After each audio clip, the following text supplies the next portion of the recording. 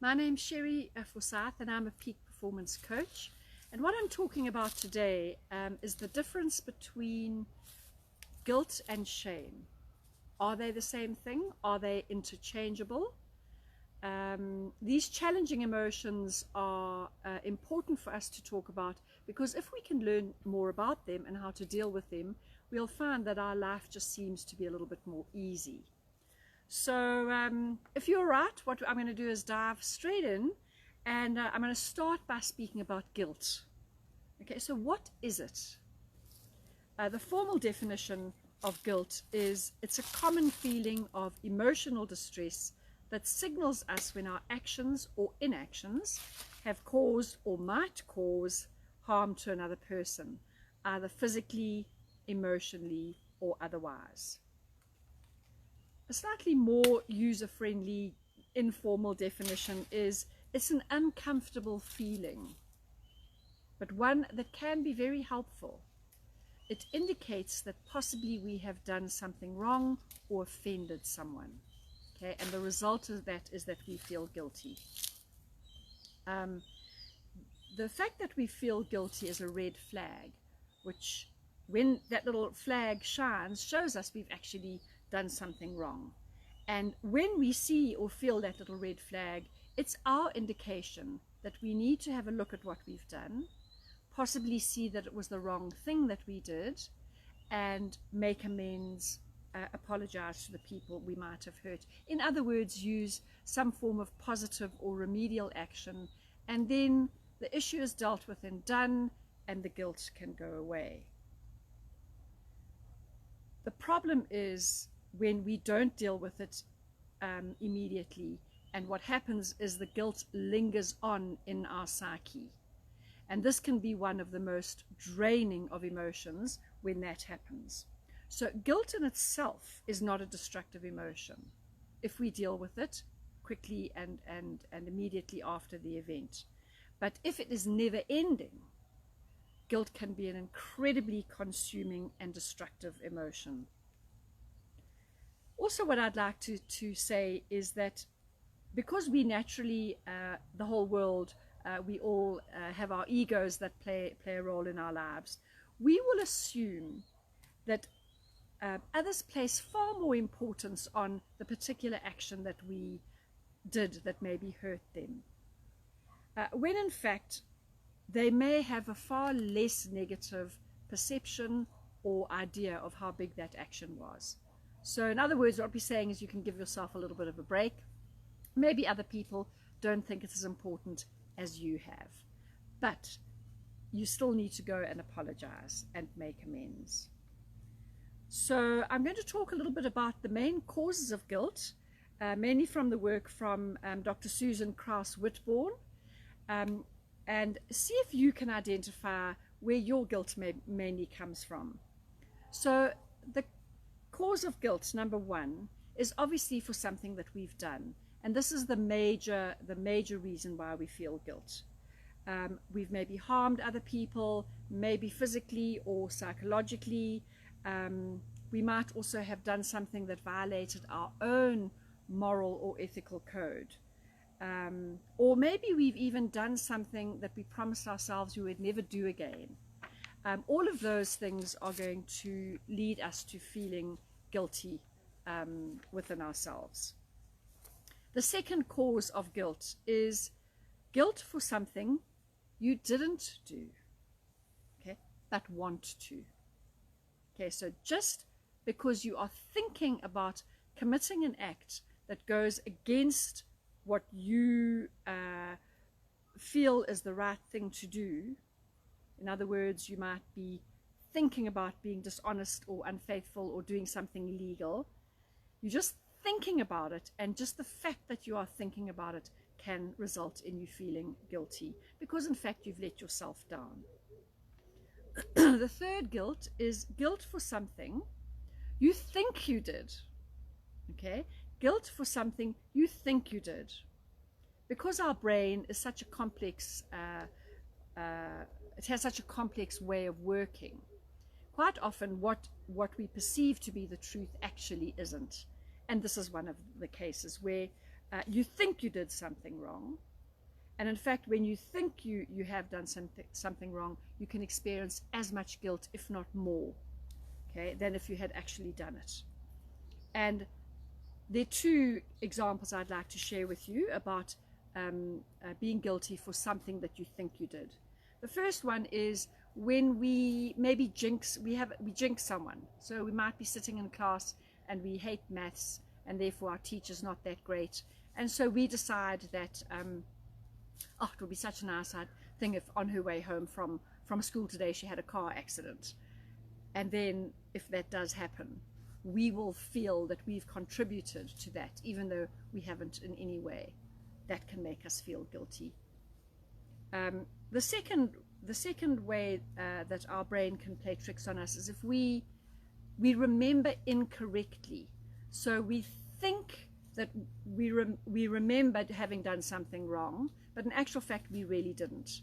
But in our opinion, our memory, faulty as it is, said that we did.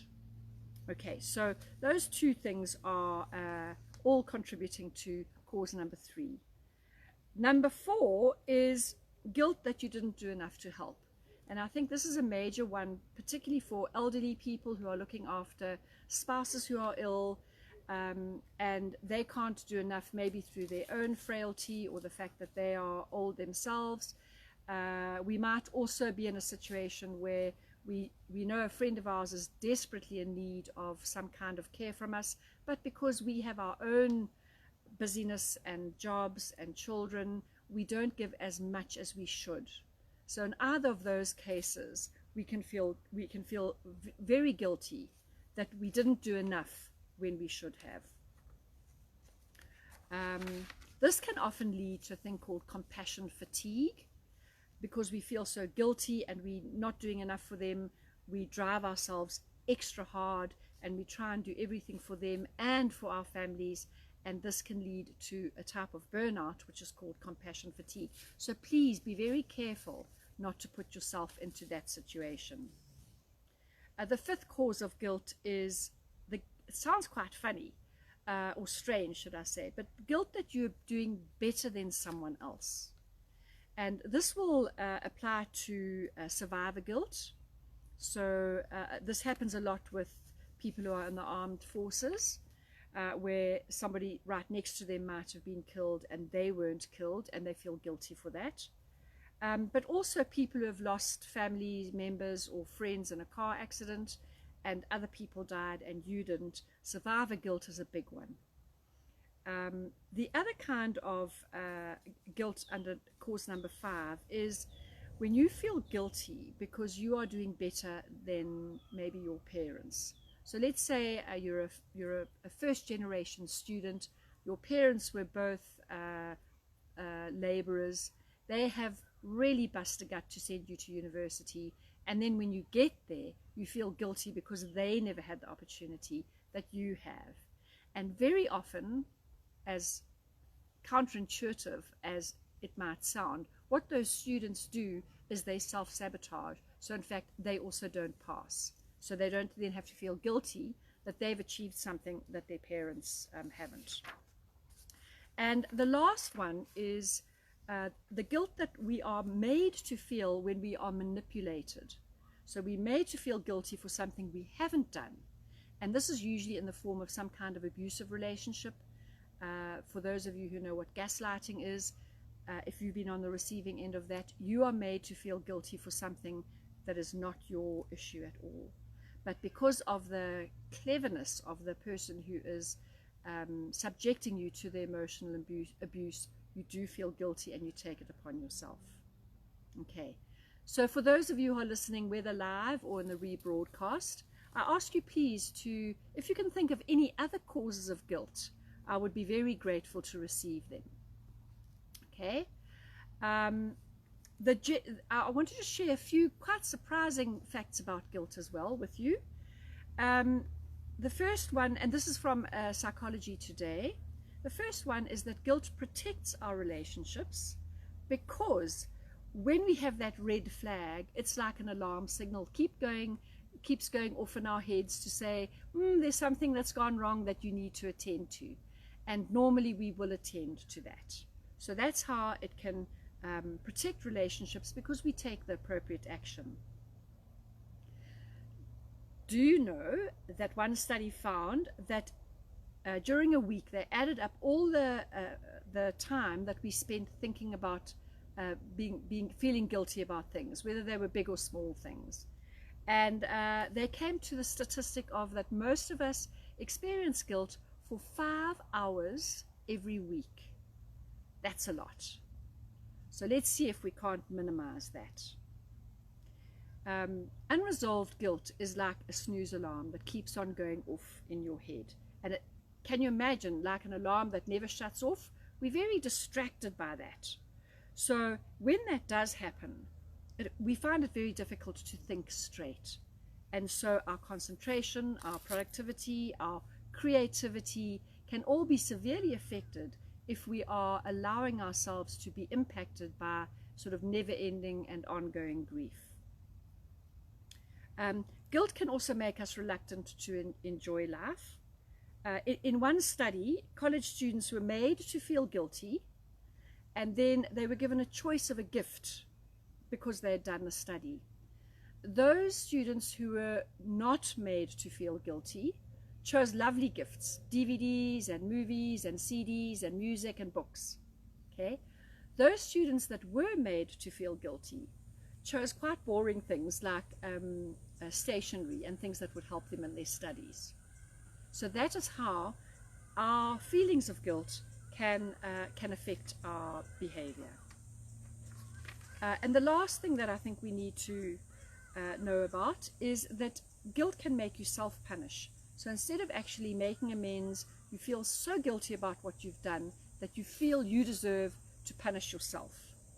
And so many people will self-punish, self-sabotage, and again, that's not great. An interesting fact as well is that if you are quite guilt-prone, often the level that you kind of set to feel guilty or not is very low. And so often we will feel guilty when actually we have no need to do that. So what happens is these people will feel they've harmed someone actually when they haven't. And then they go through the whole guilty process. Lastly, guilt feelings can actually literally make you feel heavier. Yes, people who are feeling guilty, when they have to estimate how much they weigh, they always estimate that they weigh more. And also, guilty people feel that it takes far more effort to do things than people who are not guilty. So that's really how we can get weighed down by this. So how does guilt make us feel? Try and put yourself into a guilty place and think about how you felt. And I'm sure that feelings of shame, maybe anxiety, frustration, being humiliated, being cross with yourself, being embarrassed that you were so stupid, I'm sure all of those come to mind. Guilt also affects our self-worth and our self-esteem, because we feel that we're so stupid because we've made that mistake. And when we are guilty, what it does to our bodies is, even though obviously the cause is mainly psychological, physiologically, we can suffer from insomnia, we can have problems with our appetite, we can have an overall feeling of lack of energy and quite dreary. Guilt also shares a lot of the same symptoms as depression and vice versa. Right, so what are we going to do about guilt if and when we experience it? According to Maud Purcell, you can take the following steps to get rid of your guilt. She calls it falling into the guilt trap and how we have to avoid doing that. So the first thing is to review the action and check whether the action that you took was appropriate and acceptable, or whether it wasn't under the circumstances. If it was appropriate, then it's easy. Okay, we let it go, don't let it worry us, move on with our day. If our action was inappropriate, then we have to think about what it is that we can do to correct it or make amends. Take the step do everything you can to rectify the situation. And then once again, let it go. And the last step in the program is to work out what you've learned from the experience so that you don't repeat it. Okay, so now, what is the difference between guilt and shame? According to Dr. Joseph Burgo, many people use these two words interchangeably, okay? But they actually are very different. They sometimes go hand in hand, and sometimes one action can cause you to feel guilt and shame, okay? But the difference is this, quite simple. Guilt is related to behavior. In other words, I did something bad. And shame is related to how you think about yourself. So in other words, I am bad. So I want to say that again. For guilt, it is I did something bad. For shame, it is I am bad. In other words, the essence of me is bad. Okay, both of these are incredibly powerful. Guilt, however, is more positive because you can do something about it, as previously mentioned. But shame is destructive. Okay? So let's have a look at what shame is. Okay? So shame. The person that I really would recommend that you research is Dr. Brené Brown. She does lots of TED Talks. She's got books. Her book called The Gifts of Imperfection is probably the one that deals with shame the most. But Dr. Brown is a shame researcher, and she does the most amazing work. So do yourself a favor and go and look her up. She really does talk a lot about shame, but in people's language, even though she is a researcher.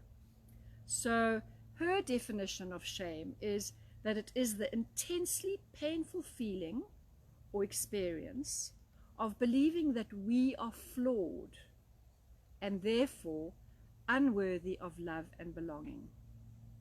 Okay, we all need love and belonging. And if we experience shame, we feel that we don't deserve it. So shame makes us believe that there's something wrong with us. Not that we did something wrong, but that within ourselves, our being, there's something wrong. We believe we are broken. We are not good enough. We are damaged. We're sinful. And very often, the thoughts that we're having come from a belief that isn't true. Okay, so just in knowing more about both guilt and shame, let's see if we can't relieve ourselves of these two challenging emotions. So there are a few things you need to know about shame. We all experience it, every single person. It's a universal emotion, but it's a silent epidemic. Okay, nothing silences us more effectively than when we feel shame. I'm sure you can identify and relate to that. So for many people, shame is something we feel almost every day. Anytime you've done something wrong, or we don't know something, or we feel uncomfortable in a situation, and the list goes on and on and on, we will end up feeling shame. So even though we think that shame hides in the darkest corners of our life, actually, it's in all the familiar places. We feel shame because of our body image, whether we're mother or father, our motherhood, family, when we're parenting, in money and work issues, in mental and physical health, addictions, sex, aging, religion, you name it. Okay, there are lots of places that make us feel ashamed of who we are. And it's not always other people that are making us feel shame. Sometimes we put it on ourselves. There we go, battering ourselves again. So shame forces us to put much value on what others think of us rather than actually what we feel ourselves, and we lose ourselves in the expectations of others. So shame really is basically the fear of being unlovable. Okay, so 3 important points about shame. Number 1, we all have it. Number 2, we are all terrified of speaking about it. And number 3, the less we talk about it, the more control it will have in our life. Okay, which makes us feel unworthy, not good enough, horrible, small. And so the way we cope with it is we try extra hard, okay, to try and fit in with people. We try by people pleasing, we try and be perfectionists, we try and be over busy, we try and be better than better, okay? And that is the way we try to counteract shame, and all of those things are equally dangerous to us. Okay? Basically, we're doing it because we don't feel good enough. So shame needs 3 things to grow: secrecy, silence, and judgment. Again, this is all according to Dr. Brené Brown. Okay, secrecy, silence, and judgment. What Brené Brown also says is there's a difference between men and women. We experience it differently. For women, we have to do it all, do it perfectly, and never let anybody know that we're struggling. Whereas for men, the primary thing is they don't want to be perceived as being weak. So women generally, when they're asked what makes them feel ashamed, it goes a lot around how we look. We're not big enough, tall enough, sorry, should I say small enough, tall enough, thin enough, all of those kind of things. For the men, it was that shame was triggered by a sense of being a failure. So what are the main signs of shame?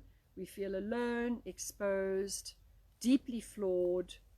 The 4 most common symptoms of shame are that we want to disappear, and I'm sure all of you can think of yourself in a situation where you've been ashamed and you just want that flaw to open up and swallow you.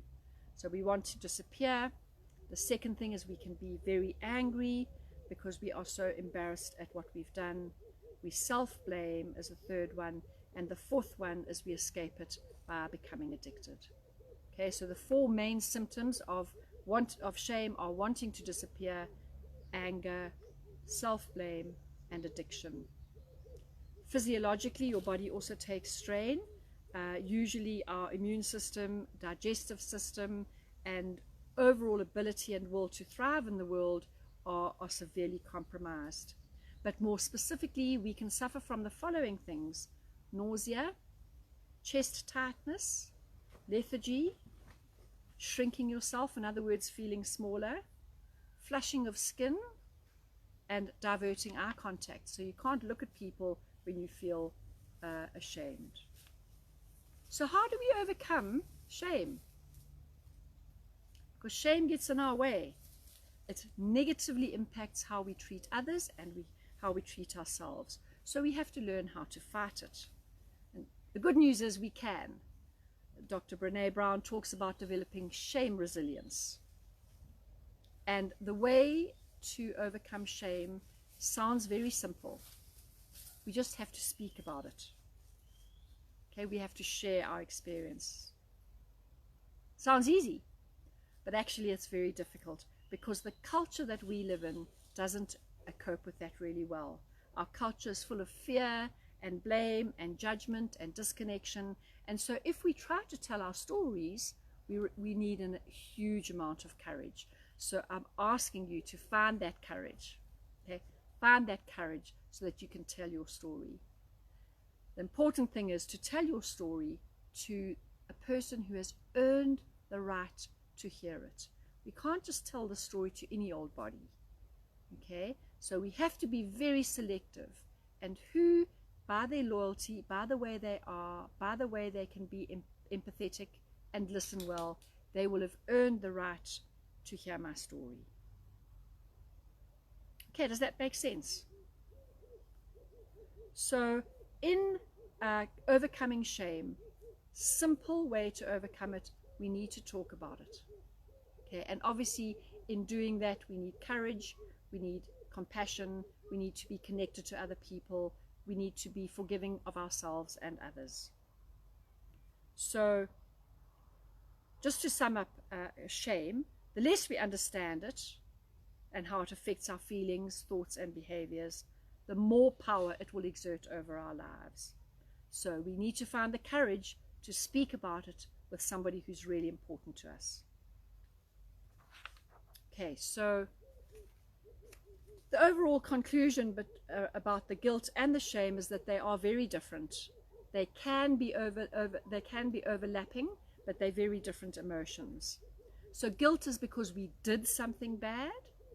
Shame is about the fact that we are bad. Guilt can be used positively and help us make amends. Shame, however, is powerful because it keeps us secretive and silent, and it keeps us locked into its grips. So the way to overcome guilt is to be proactive, make amends, apologize. And the way to overcome shame is to speak about it. So I hope that you found this talk on guilt and shame to be really valuable. And if you have, I'd love you to share it. I'd love you to like it. I'd love you to make some comments. And if you'd like to drop me an email on sherryforsyth@gmail.com, I always welcome that. Or if you'd like to send me a private message on Facebook Messenger, will also be great. And as always, thank you for your time, for sharing these 20 minutes or 30 minutes with me. And I invite you next week to join me when I talk about the next challenging emotion, which is the challenging emotion of hurt. Until then, stay healthy and well.